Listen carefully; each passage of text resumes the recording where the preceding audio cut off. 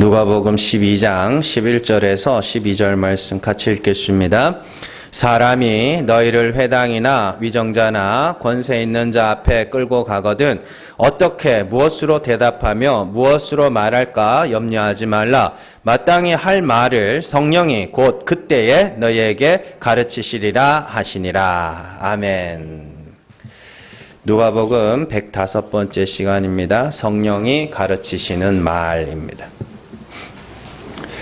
제가 제 자신에 대해서 이렇게 나는 어떤 사람일까 늘 고민하고 연구하는 중에 제가 내가 참 겁이 많은 사람이다라는 걸 알게 됐습니다. 사람에게 상처받는 게 겁이 나서 사람을 멀리하는 사람이고 또 다른 사람에게 욕먹는 게 겁이 나서 다른 사람들이 뭐라 하면 웬만해서는 반대하지를 못하는 사람이고 또 싸우는 게 겁이 나서 서운한 게 있어도 말을 잘 못합니다.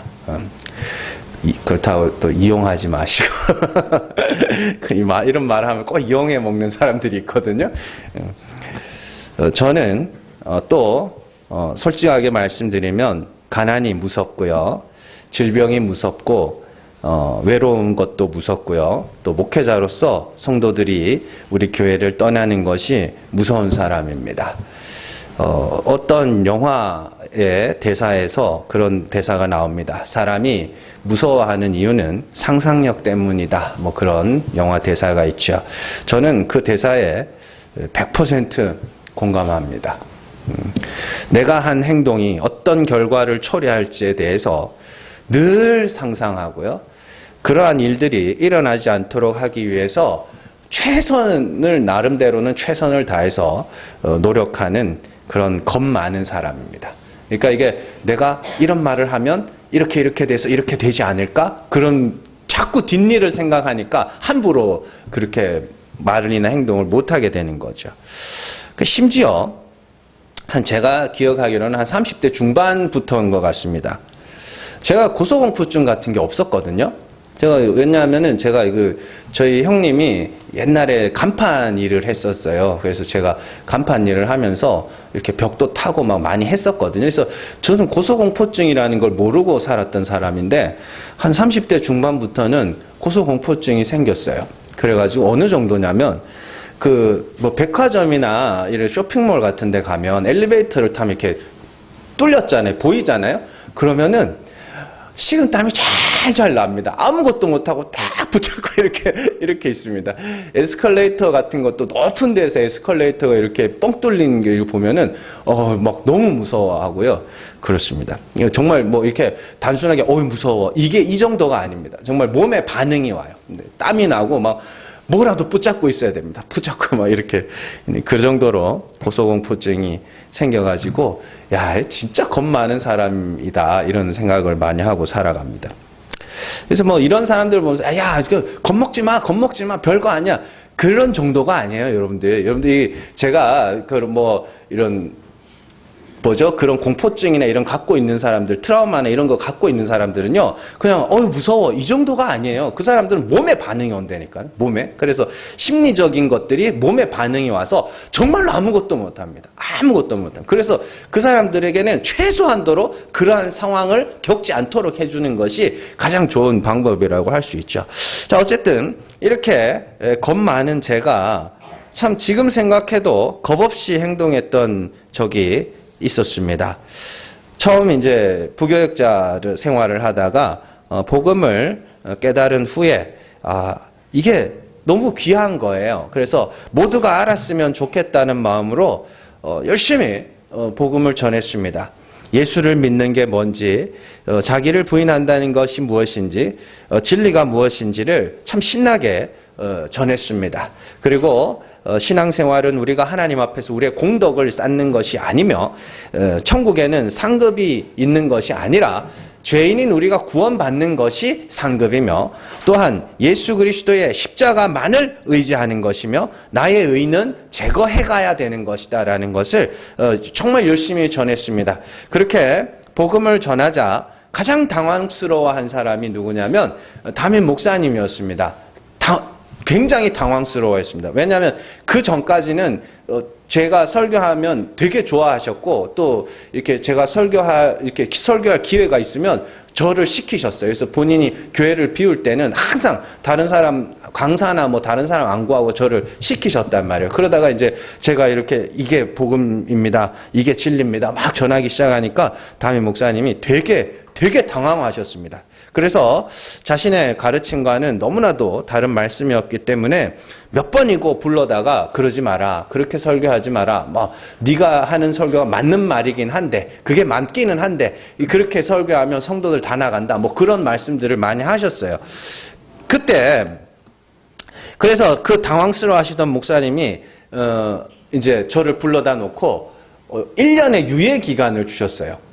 1년의 유예기간을 주셔서 1년의 기회를 줄 테니까 그 기간 동안에 네가 말씀을 원래대로 바꾸면 계속 사역할 것이고 그게 아니면 너는 나가야 될 거다 이렇게 하셨어요. 지금 생각해보면 되게 그 목사님이 저를 아끼셨던 것 같아요.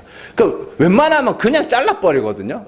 왜냐하면 우리 부목사, 부교육자나 이런 사람들은요, 근로계약서 이런 거 없습니다. 그리고, 그래서 그냥 파리 목숨이에요, 그냥 자르면 그냥 나가야 돼요. 내일부터 나오지 마. 그럼 진짜 못 나오거든요.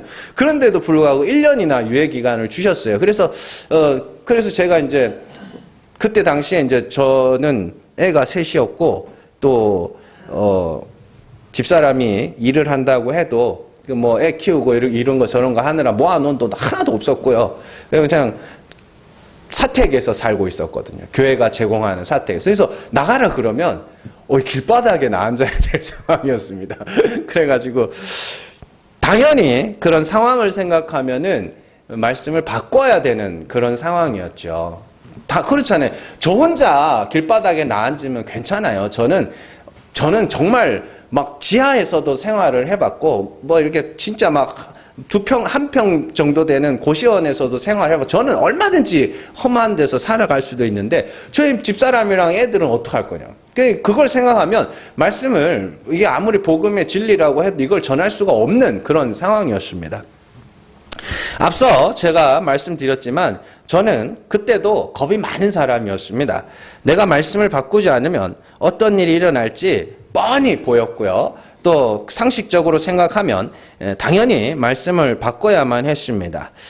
그런데 복음을 깨닫고 나니 도저히 다른 말씀을 전할 수가 없었습니다. 그건 용기도 아니고 마음의 감동 같은 것도 아니었습니다. 그런 게 아니에요. 그냥 복음이 아니면 전할 수가 없었어요. 정확하게 말하면 강단에 서서 진리가 아닌 것을 전하는 것이 사택에서 쫓겨나서 길바닥에 나앉는 것보다 더 무서웠어요, 사실은. 다른 말씀을 전하는 것이 더 무서웠다고요. 길바닥에 나앉는 것보다. 그래서 1년의 유예 기간 동안 계속해서 복음의 진리를 더 깊이 연구하고 전했습니다. 그리고 결국 교회에서 나가게 되었고 하나님의 기적 같은 인도하심으로 개척을 하고 지금에 이르게 되었습니다. 저는 지금도 다른 교회 강단에 서거나 설교할 일이 있으면 어디서든지 복음의 진리를 전하고 있습니다. 지금은 뭐 간진 오래됐지만 경찰서에 이제 그 설교하러 몇 번 간 적이 있습니다. 거기 가서도 막 다 죄인이라고 예수 믿어야 된다 막 그런 거 하고 그랬습니다만은 몇 번 했더니 안 부르더라고요. 왜냐하면 사람들이 욕하는 것보다 사람들의 반응보다 사실은 다른 복음을 전하는 것이 저는 더 무섭습니다. 모두가 같은 경험을 할 수 없겠지만 제 가운데 역사하신 하나님은 복음이 아닌 다른 말씀을 전하는 것에 대한 공포와 두려움으로 더 큰 두려움, 길바닥에 나앉는 게 무서워 다른 복음을 전하는 게 더 무서울 걸 이런 마음으로 역사하셨습니다. 그래서 늘 무서운 마음으로 강단에 서서 혹시나 실수할까 봐 말씀을 다듬고 또 다듬으면서 지금껏 십자가 복음만 전하게 하셨습니다. 그리고 제 가운데 역사하신 하나님은 성도들 가운데도 역사하셔서 참 이렇게 좋은 성도들을 만나서 함께 복음의 진리를 나누고 고민하고 또 깨달아가고 전해가면 그런 좋은 교회를 이루게 하셨습니다. 그냥 듣기 좋으라고 여러분들 뭐 그러는 거 아닙니다. 우리 교회는 진짜로 좋은 교회입니다. 제가 다른 말씀을 전하고 여러분들을 자리에 앉혀놓기 위해서, 교회에 붙잡아 놓기 위해서 여러분들의 구미에 맞는 그런 말씀을 전하고 뭐 여러분들에게 그렇게 많이 애쓰지 않습니다. 저는 그냥 복음만 연구하고 복음만 전할 뿐이고 하나님이 붙여주시고 하나님이 여기까지 오게 하신 것이죠. 그러니 그거보다 더 좋은 교회가 어디 있겠어요. 자, 그래서 우리 앞으로도 하나님께서 더 많은 성도들을 이 귀한 신앙생활에 동참하게 해달라고, 정말 이 기쁨으로 신앙생활하고 말씀을 알아가는 재미가 무엇인지를 알게 해달라고 늘 기도하고 있습니다. 그런 제가 최근에 본 글에서 그런 이야기를 하고요. 누가 와서 행복해지는 게 아니고 이미 행복한 교회에서 이 행복을 누구에게 주고 싶은 마음으로 많은 사람들이 와서 다른 사람들도 와서 이렇게 기쁘고 감사하고 또 이런 행복한 신앙생활을 맛보았으면 좋겠다. 그런 마음들로 여러분들 많은 사람들에게 교회를 또 소개해주고 이런 교회가 있다. 이런 말씀이 있다. 그렇게 또 전할 수 있기를 주님의 이름으로 축원합니다. 자, 오늘 말씀에서 예수님은 제자들에게 사람이 너희를 회당이나 권세 있는 사람 앞으로 끌고 가면 어떻게 대답하며 무엇을 말할지 염려하지 말아라. 그렇게 말씀을 하십니다. 왜냐하면 12절에 나오죠. 마땅히 할 말을 성령이 곧 그때에 너희에게 가르치시리라 하시니라. 이렇게 되어 있습니다. 자, 성령이 사람들이 붙들려가고 복음을 전하다가 붙들려가고 이러면 성령이 말을 가르치신대요. 해야 될 말을. 자, 예수님이 이 말씀을 하시는 이유가 있죠. 앞서 우리가 쭉 살펴본 말씀들을 보면 예수님은 제자들이 장차 선지자적 사명을 갖고 말씀을 전하는 자로 보내실 것이라 하셨고, 그리고 제자들이 말씀을 전할 때에 모든 사람들이 너희를 칭찬하면 화가 있을 것이라 하였죠. 그 말은 뭐예요? 그 너희가 전하는 말씀이라는 진리라는 복음이라는 것이 일반 사람들이 듣기에는 그것이 거슬리며 불편한 소리로 들리게 될 것이다 라는 그런 뜻입니다. 또한 율법 교사들을 향하여서는 내가 선지자와 사도들을 보낼 텐데 너희는 그 선지자와 사도들을 죽이며 박해할 것이라고 했죠. 그러면 예수님이 보내겠다고 한 선지자와 사도들이 누구예요? 첫째로는 예수님의 제자들이었죠. 그래서 그들이 가서 복음을 전할 때 율법 교사들이 그들을 죽이고 박해하리라 말씀하셨죠. 자, 그리고 또한 예수님께서 제자들을 향해서는 사람을 죽인 후에 능히 더 못하는 자들을 두려워하지 말고 죽인 후에 지옥에 던져넣는 권세를 가진 하나님 아버지를 두려워하라. 그러니까 뭐예요? 사람이 너희를 복음을 전하지 못하게 한다고 너희를 박해한다 할지라도 너희는 절대로 그 복음을 멈추어서는 안 된다라는 그런 말씀이라고 우리가 다 살펴봤습니다.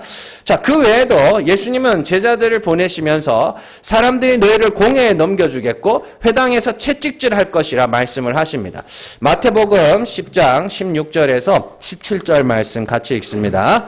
보라, 내가 너희를 보냄이 이 양을 이리 가운데로 보냄과 같도다. 그러므로 너희는 뱀같이 지혜롭고 비둘기같이 순결하라. 사람들을 삼가라. 그들이 너희를 공회에 넘겨주겠고 그들의 회당에서 채찍질하리라. 아멘. 입니다. 그렇죠? 공회에 넘기겠고 채찍. 이거는 여러분들이 반드시 일어날 일을 예수님께서 하신 말씀입니다. 반드시 일어날 일을.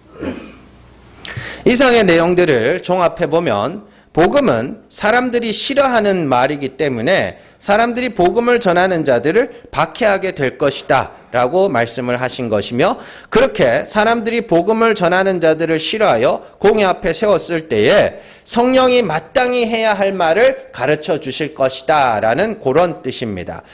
그러면 한번 잘 생각해 보자고요. 자, 성령이 우리가 공회에 붙들려가고 회당에 붙들려가면 우리에게 할 말을 가르쳐 주실 거래요. 어떤 할 말을 가르쳐 주실까요? 거기서 막 붙들려서 이렇게 감옥에 안 가도록 그렇게 막 이렇게 진짜 막 뱀 같은 지혜를 주셔가지고 이렇게 싹 미꾸라지처럼 빠져나갈 그런 말씀을 하실까요? 아니 무슨 말을 하게 하실까요? 공회라는 건 재판정 같은 겁니다. 재판정 같은 겁니다. 거기에 붙들려 갔을 때에 무슨 지혜로운 말을 하게 해가지고 정말 그 공경과 어려움에서 벗어나도록 해주겠다. 그런 뜻인가요? 아닙니다. 여러분들,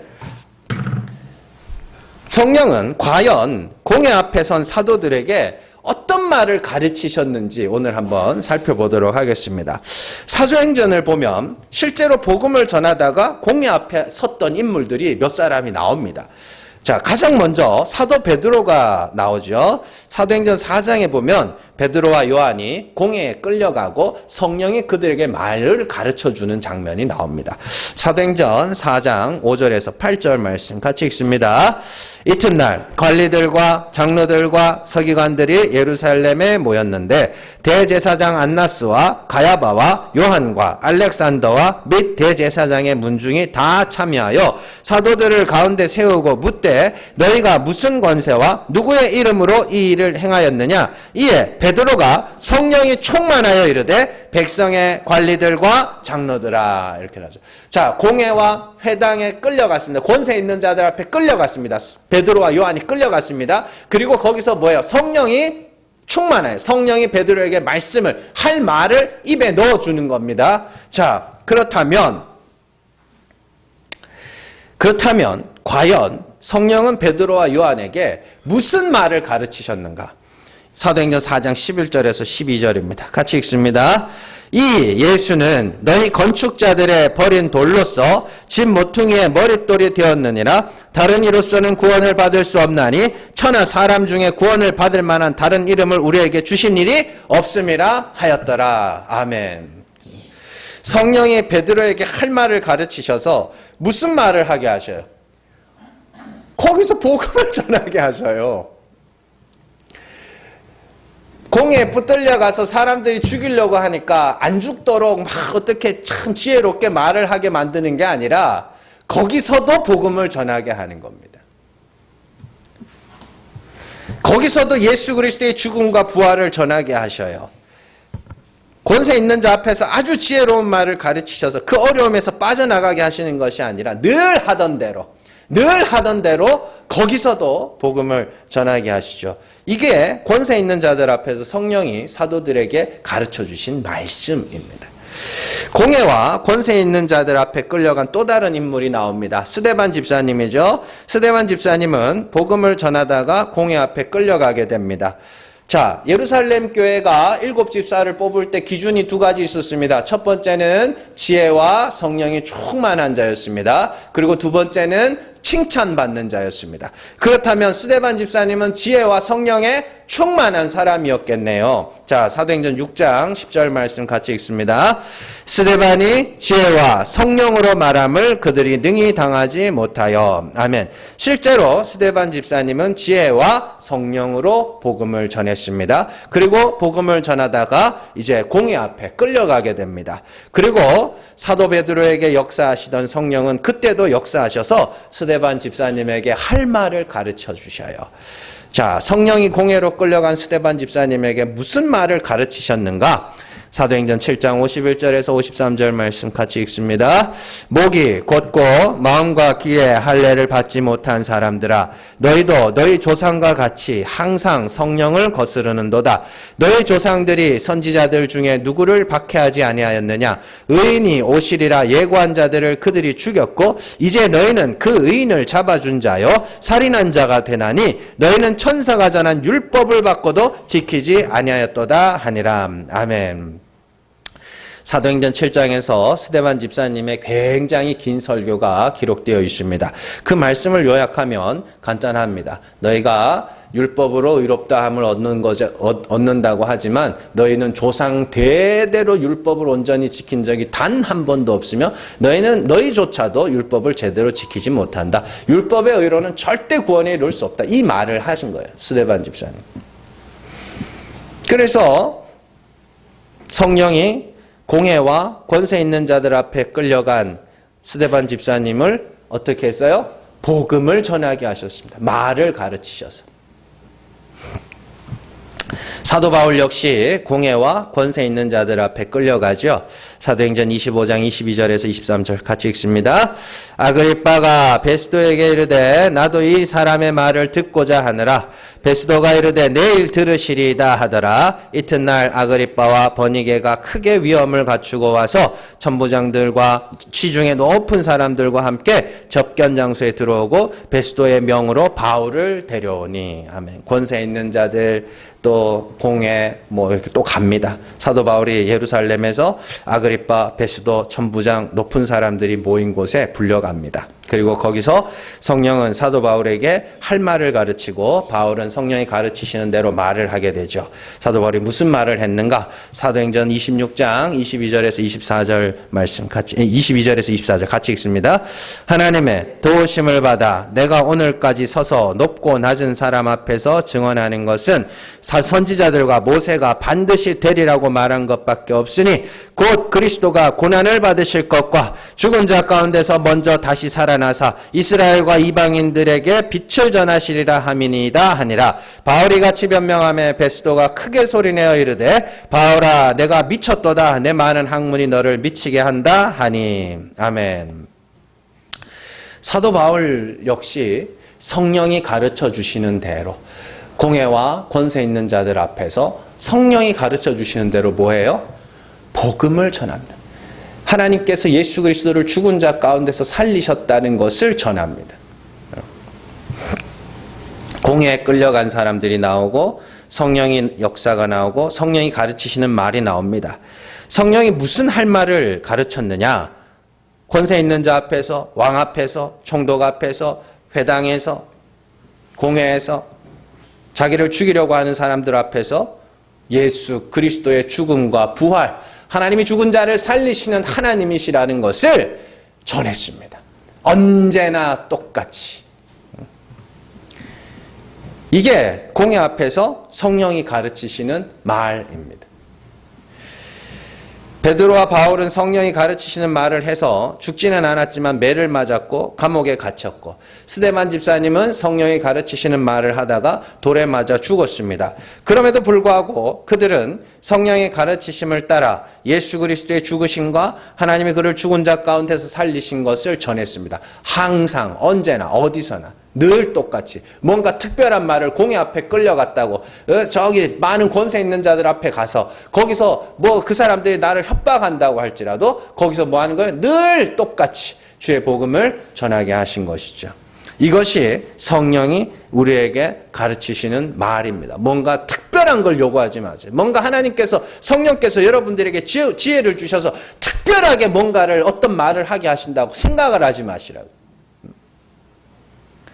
성령은 복음을 전하는 자들이 곤경에 처했을 때 지혜로운 말을 가르치셔서 그 곤경에서 건지시는 분이 아닙니다. 왜냐하면 택하심을 받고 성령을 받은 성도들이 있어야 할 곳은 이 땅이 아니라 영원한 하나님 나라이기 때문입니다. 그래서 스데반 집사님이 죽을 때에 뭘 봤다 그래요? 아버지의 영광을 봤다 그러죠. 그리고 예수 그리스도를 봤다 그러죠. 천국의 소망이 있는 거죠. 이게 다가 아니니까. 그러니까 오늘날의 기독교도 참 문제가 뭐냐면 자꾸 천국에 대한 이야기를 안 해줘요. 이게 다가 아니다. 우리의 인생이 다가 아니다. 그 다음이 있다. 한 번 죽는 건 정해진 것이고 그 후에는 심판이 있다. 그게 있어야 성도들이 이 땅에서 복음을 전하든 욕을 먹든 조롱을 당하든 이건 아무것도 아니라는 걸 알기 때문에 그래야 되는데 자꾸만 이 땅에서의 어떤 것만을 자꾸 그래서 이 땅에서 죽으면 어떤 성도가 신앙생활 하다가 이제 죽었어요. 그러면 걷다 대고 나한테 대들더니 죽었다. 이런 소리나 하고 앉았는 거예요. 예?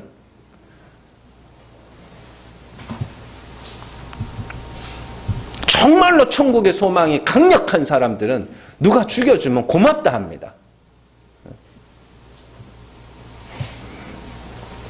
이 땅에서 복음을 전하다가 죽어도 슬프지 않은 것은 택하신 자들을 기다리는 영원한 처소가 있기 때문입니다.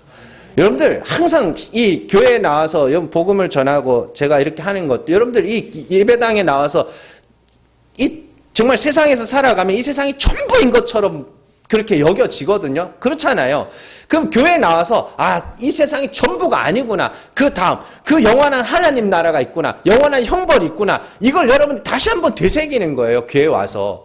그럼 또 세상에 나가서 일주일 동안 살면서 또 이게 전부 세상의 것이 전부인 것처럼 그렇게 또 살다가 교회 나와서 또 한 번 확인하고, 그래서 자주 나오는 사람들은 자주 확인하는 거고, 일주일에 한 번 나오는 사람 일주일에 한 번 확인하는 거고, 그마저도 이제 한 번씩 빠뜨리면 이제 뭐 한 달에 한두 번 확인하는 거고 그런 거죠.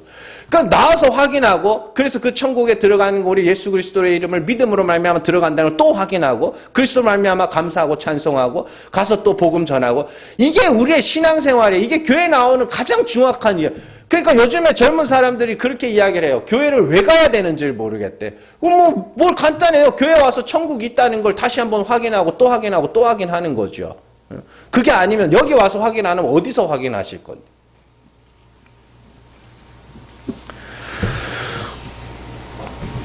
성령은 우리가 어디에 있든지 복음을 전하게 하십니다. 십자가의 도를 전하게 하시고요. 진리를 말하게 하십니다. 성령의 충만함, 성령의 역사를 신비한 것이나 혹은 인격의 도야 같은 것에서 찾지 마세요. 그건 사람의 힘으로 할 수 있는 거고, 얼마든지 꾸며낼 수 있는 거고, 병 고치는 거요, 마귀도 할 수 있는 일입니다. 성령의 내적 역사, 우리 안에서 하시는 성령의 역사는 우리를 죽여 하나님의 긍휼을 부르짖게 만드는 겁니다. 그게 성령의 역사고 성령의 인도함입니다. 여러분들, 내 죄가 보이기 시작하고 나 스스로에게 실망하기 시작하면 그게 성령이 여러분들 안에서 역사하고 있다는 증거입니다. 예, 그게 성령의 내적 역사입니다. 그리고 성령의 외적인 역사는 복음을 전하게 되는 겁니다. 복음을 전한다는 것 자체가 성령에 충만하다는 증거입니다. 사도행전 1장 8절에서 말하는 바와 같이 성령이 어떻게 해요? 너에게 임하시면 너의 권능을 받고 예루살렘과 온 유대와 사마리아 땅끝까지 이르러 내 증인이 되리라. 그러면 여러분들이 성령을 받았다는 가장 확실한 증거가 뭐예요? 그리스도의 증인으로 살아가는 거죠. 왜 그런 번듯한 증거가 있는데도 불구하고 자꾸 엉뚱한 데 가서 성령의 충만함을 찾는 거예요?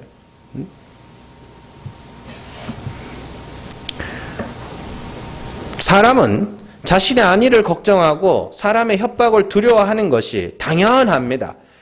당장에 먹고 살 걱정을 해야 하고, 나만 가난해지면 괜찮은데 죄 없는 아내와 아이들까지 길바닥에 나앉아야 하는 상황이 오면 제 아무리 담대한 사람이라 할지라도 뜻을 꺾을 수밖에 없습니다. 그래서 협박하는 사람들은 당사자에게 협박하지 않습니다. 주변 사람들부터 먼저 협박해 들어갑니다. 제가 옛날에 어릴 때, 제가 새벽 예배 때는 한번 말씀드렸는데, 어릴 때 대학생 때 아무것도 모를 때 보증을 썼습니다. 친구 보증을 쓴 적이 있어요. 하여튼 꽤 큰 돈이었습니다. 그래서 아무것도 몰랐거든요. 그냥 와서 도장만 찍어주면 된대요. 그래가지고 도장을 찍어줬. 와, 그랬더니 얘가 한 달, 두 달 연체되면 전화가 오는 거예요. 그래서 저한테 전화 와서 돈 내놓으래. 그래서 카드사에서 이제 돈 내놓으래. 돈 없는데요. 그 보증 섰지 않냐고, 돈 내놓어. 이게 그런 거냐고. 나는 그런 건 줄 몰랐다고. 그랬더니 이제 저한테는 아무리 막 협박을 하고 해도 돈이 안 나올 것 같으니까, 이 양반들이 저희 부모님한테 전화를 하는 거야. 집 전화번호도 이제 막 적었으니까 집에 전화를 해가지고 하고 막 주변 사람들 이렇게 하는 거예요. 그러니까 저한테 협박할 때는 괜찮았어요. 저한테 협박할 때는. 근데 주변 사람한테 들어가니까 그때부터 미치겠는 거예요. 그런 겁니다. 복음을 전한다고 협박을 하려면 당사자만 협박하면 안 되거든요. 주변 사람들까지 협박하고 들어가는 거죠. 자, 그렇게 되면 아무리 담대한 사람이라도 뜻을 꺾을 수밖에 없습니다. 그러나 성령이 역사하면 그 모든 두려움을 무릅쓰고서라도 복음을 전하게 됩니다. 사도들은 자기를 죽이려고 하는 자들 앞에서 담대하게 용기를 내어 복음을 전하지 않았습니다. 사도 바울의 고백을 보면 알 수가 있어요. 고린도전서 9장 16절 말씀 같이 읽습니다. 내가 복음을 전할지라도 자랑할 것이 없으면 내가 부득불할 일임이라. 만일 복음을 전하지 아니하면 내게 화가 있을 것이로다. 아멘. 부득불할 일이면 반드시 할 일이랍니다. 그리고 반드시 해야 될 일이기 때문에 이걸 안 하면 내게 화가 있을 것이다. 그러니까 사도 바울이 나는 무서워서 전했어 이 말이에요. 내가 무서워서 하나님이 내게 화를 내리실까 봐 무서워서 전했어. 그러니까 뭐야? 자랑할 것이 없어. 내가 뭐 상 받겠다고 뭐 한 거 아니고 막 내가 용기를 내서 막 수많은 사람들이 예수 믿으라 뭐 이런 게 아니에요. 안 하면 혼날까 봐. 그러다 보니까 바울이 내가 자랑할 게 아무것도 없다 이렇게 이야기를 하는 겁니다. 저 역시 이런 마음들을 겪어봤고 경험해봤고 여러분들도 그런 마음들을 경험해 보기를 바라는 것이죠. 사람들은 성령의 충만함이나 성령의 역사를 이상한 것을 보고 이상한 경험을 하고 이상한 것을 듣는 것에서 찾거나 혹은 요즘에는 이게 좋은 현상이 아닌 것 같아요. 인격의 변화, 성품의 변화, 또 언어의 변화, 태도의 변화 이런 것에서 성령의 역사를 찾는 사람들이 있습니다. 그건 아닙니다. 사람이 흉내낼 수 있는 건 그건 성령의 역사라고 보면 안 됩니다. 인격의 변화, 성품의 변화 이런 거든요. 충격적인 사건을 겪거나 좀 지식을 이렇게 함량하거나 이러면 얼마든지 일어날 수 있는 일이고 자기가 조금만 노력하면 일어날 수 있는 일입니다. 그러나 그걸 성령의 역사로 치부하는 것은 저는 굉장히 위험한 생각이라고 생각을 합니다. 성령의 역사는 성품이 어떻든지 인격이 어떻든지 배운 것이 많든지 적든지 하나님이 예수 그리스도를 죽은 자 가운데서 살리신 것을 전하게 만듭니다. 그게 성령의 역사입니다. 확실하게 여러분들 기억하셔야 됩니다.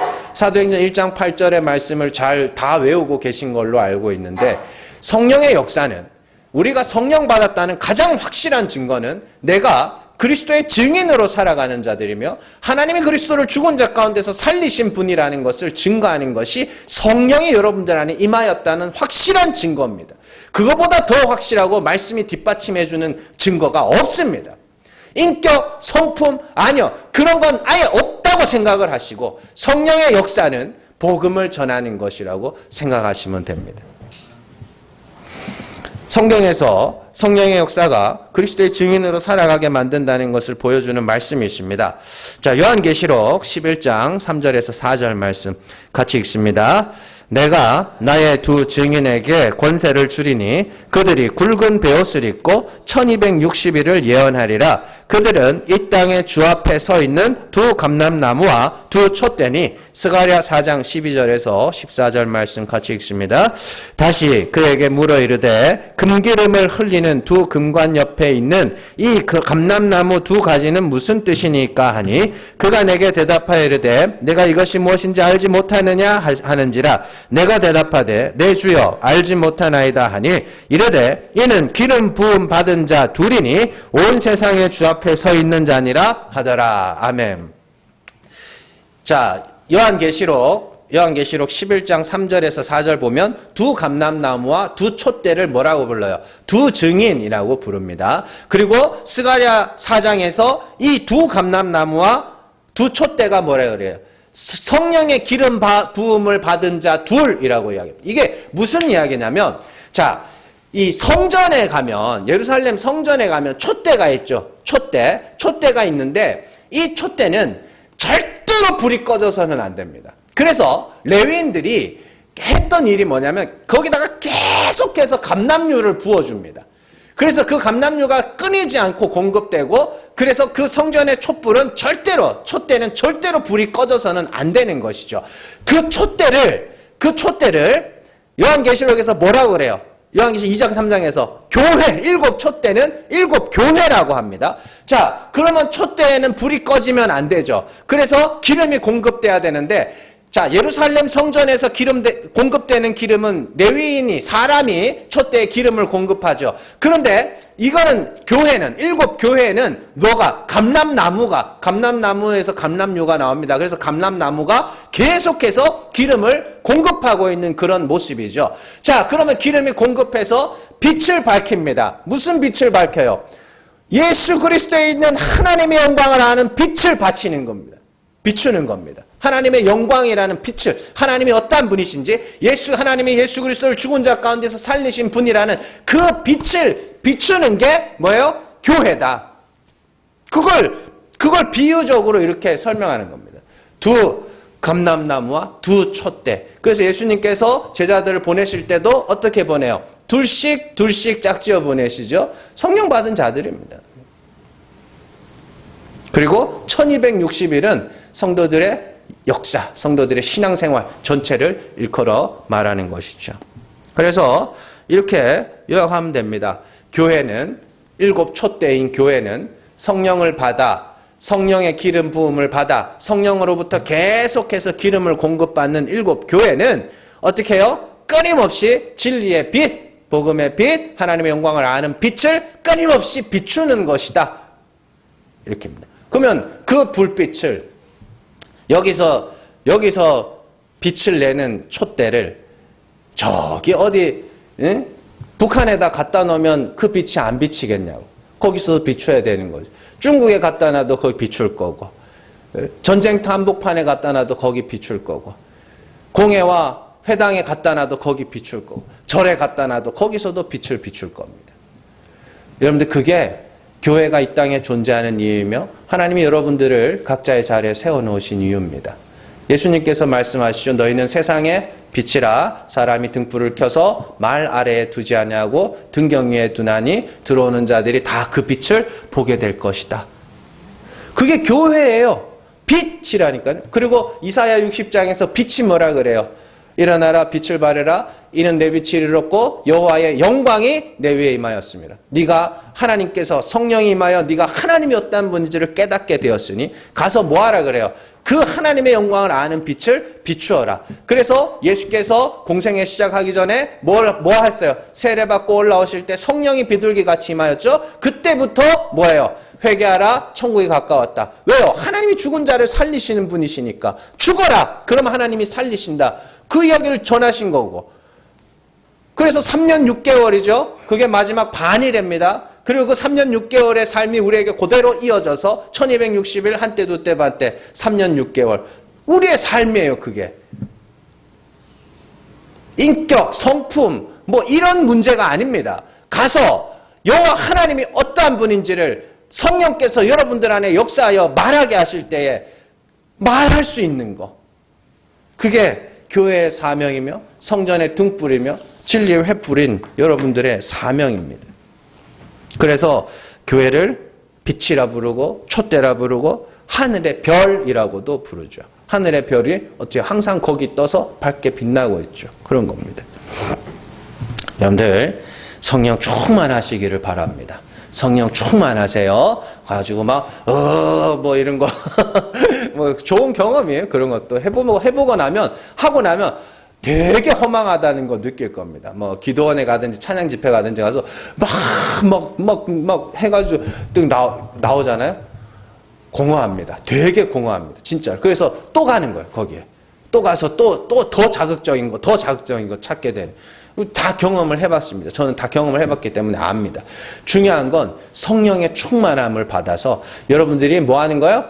복음을 말할 수 있는 자. 누구를 만나든지 어디에 세워놓든지 거기서 하나님이 예수 그리스도를 죽은 자 가운데서 살리셨다. 우리도 그리스도와 같이 죽으면 하나님이 우리를 살리실 것이다. 그걸 증거하고 말할 수 있는 것이 성령이 여러분들 안에서 역사하시고 여러분들을 통해서 말을 가르치셔서 진리를 말하게 하시는 것입니다.